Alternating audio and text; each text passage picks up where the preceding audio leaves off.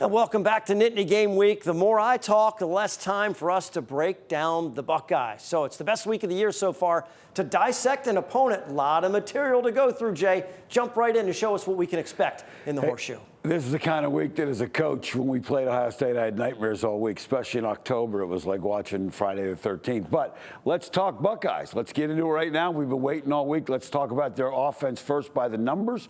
A lot of good numbers there, 36 points a game, 443, 6.9 yards per play, which is really good. Running the ball has been a problem for them, and a lot of that has to do with injuries. Now let's take a look at what we're going to talk about with them. We mentioned the injuries. Who plays running back? Their top three guys were out against Purdue. Wide receiver Ibuka, we did not play last week. Will he play? So we'll have to wait and see what happens with that. So let's talk about them schematically, because one of the things I think Ryan Day has done a great job is adjusting to all the injuries. So let's talk about their run game. They're sound. The experience of their offense is the guards and center spot on the offensive line. They're going to do some schemes where they're going to try and kick out. I expect them to attack Penn State, try and go downhill with the run game, and here's a good shot of how they do that. Again, a man scheme, pushing down, kicking out, creating a gap, and getting north and south. And last week, they really got their run game going against Purdue. Now, let's talk about the pass game. And everybody knows about Harrison. One of the things they do with Marvin Harrison, number 18, if you don't know him, I don't know what rock you've been sleeping under during this college football season, because he's certainly been a topic of conversation. But they're going to attack. They're not afraid to attack the middle of the field, get high lows on your linebackers, push pressures on them. And Cade Stover, their tight end, has been a real threat for them. And you look at this play, you take Harrison over the top, you got up and back on that linebacker, and Harrison gets in behind him and gets the play. Here's a great shot from the end zone. You can see how that window opens up, and they do that. Now, let's talk about some other things they do. Because of the injuries, number 5 has had to come off a red shirt. He's a sophomore. They were going to red shirt him. He's playing. 0, Xavier Johnson is a guy who was a wide receiver and a running back, has played corner. Very versatile guy, senior captain. Here they're going to use him as a decoy, get him the ball in the open field and make some things happen.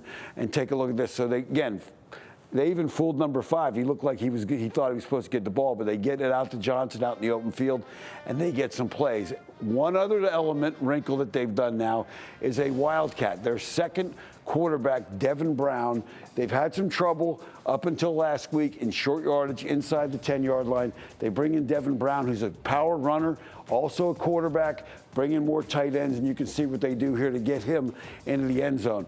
Again, they fake it to the back comes out, leads them.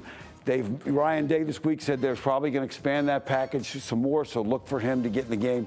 And yes, he is a quarterback wearing number 33. So let's take a look now at defensively. Really good numbers like Penn State. They did a great job against Notre Dame and some other teams. You look at that, yards per play is really, really good. Let's talk about some of the guys that you may remember last year. Number 44 caused 4 turnovers, had 2 interceptions as a defensive lineman. Tyleik Williams was a problem for Penn State, and Eichenberg had 15 tackles against Penn State. So let's look at them schematically. 3 safeties is what they go with. Now, when you say safeties, number 6 is 6'4", 230. So he may be listed as safety. He's a big guy, and they're going to try and push everything in the middle, clog everything up, make you run to the outside and use their speed. And take a look how aggressive they are with number 6. On this video, he hardly looks like a safety coming up there and making contact with that Notre Dame back in the backfield. Now, talk about when they go to 3 wideouts. They're versatile. They'll then go to a nickel package with another corner, which gives them the matchups they want. And again, take a look at how they play this now with that extra corner in the game there as they go and they play the coverage and react to it. Again, that's an adjustment to look for. See whether 7's in the game or whether 6 is in the game in that slot. Now, let's talk one last thing here as we go. One of the things that they did last year, they're very big, very aggressive downhill in the run. And if you look at these red boxes, that's where Penn State has predominantly thrown the ball this year, overwhelmingly, which then frees these guys. So look for Penn State to try and diversify the pass game to prevent this downhill pressure from these safeties.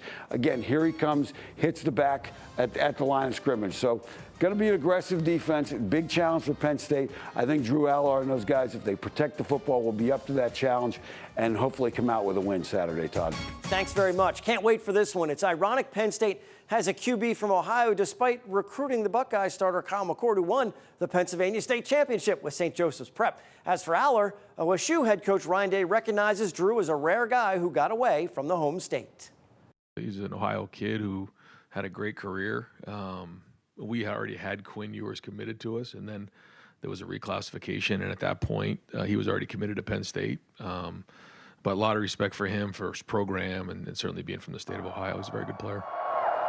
As for the Buckeyes' #1 guy, McCord, he is not as mobile as C.J. Stroud or Braxton Miller. He's a winner, though, that led a late touchdown drive to defeat Notre Dame. Ohio State has won 6 straight against Penn State. The average margin of victory is only 8 points. Coming up, our Impact interview. Only 2 Penn State teams have won at Ohio Stadium. Since the Nittany Lions joined the Big Ten in 1993, this week's guest, a huge part of one of them. We'll talk with former quarterback Darrell Clark about winning in the horseshoe and what gives the Nittany Lions the best chance to knock off this year's Buckeyes. And make sure to keep the Pride picks coming in and throwback Pride picks. They're all over our website, NittanyGameWeek.com. We'll have more coming up later in the show. You're watching Nittany Game Week.